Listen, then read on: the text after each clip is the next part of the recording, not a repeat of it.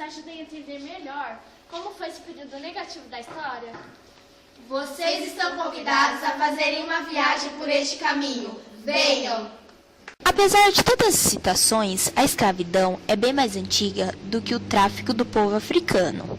Vem dos primeiros povos da nossa história, quando os povos eram vendidos em batalhas e escravizados por seus conquistadores. Podemos citar como exemplo os hebreus, que foram vendidos como escravos.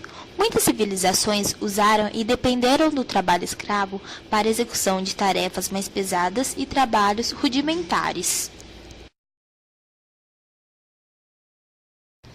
Trabalho escravo infantil, sisal. Patrícia, de 7 anos, trabalha no sisal, ganha cerca de R$1 por semana. Trabalha durante a tarde e sua ferramenta de trabalho é uma faca. A Dilma, de 8 anos, trabalha no sisal com sua mãe. Dinheiro que ganham, cerca de R$3, compra o que necessitam. Comida ou um simples chinelo para a Dilma, que não tem. Cerca de 30 mil crianças, de 7 a 14 anos, ainda trabalham na colheita do sisal. As mulheres são as que cortam as palhas, juntamente com seus filhos. Uma mulher, com mais 2 filhos, consegue cortar mais de 1.000 quilos por semana e ganham cerca de R$1 por semana. Mas o que será que leva as pessoas a aceitarem a serem escravizadas de tal forma? Comprar comida é um dos fatores e as necessidades é o outro. Os pais enxergam o trabalho infantil como uma solução e não como um problema. Imigrantes bolivianos vivem como escravos em São Paulo. Morrer antes que viver como escravos. Este é o lema da Bolívia, cantado no refrão do hino nacional do país. No entanto, é como quase escravos que cerca de 50 mil bolivianos trabalham em fábricas de roupas em São Paulo. Os imigrantes fazem turnos de até 16 horas em confecções de roupas no Brás, Pari e Bom Retiro. O ambiente de trabalho é bem fechado, sem janelas e com pouca luz.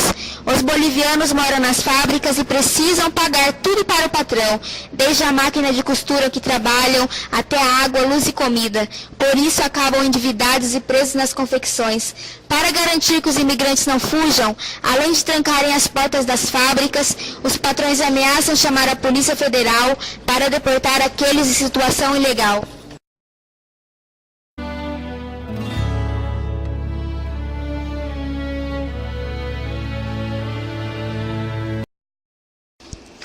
A desumanização e a coisificação do outro, o ser humano transformado em objeto e ou mercadoria.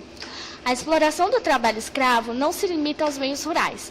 Há diversas formas contemporâneas de exploração do trabalho que envolvem o cerceamento de liberdade e a degradação do ser humano. O perfil das vítimas. Quem são as pessoas mais sujeitas ao aliciamento pelas redes de crime organizado que traficam seres humanos para fins de exploração sexual? Esses 2 fatores, além de caracterizarem a condição de escravidão, estão estreitamente ligados a um processo ainda mais perverso, em que a pessoa se transforma em mercadoria comercializável. Interessante somente por causa do seu valor de troca. Nesse caso, as maiores vítimas são, sobretudo, crianças, adolescentes e mulheres, transformados em objetos de consumo.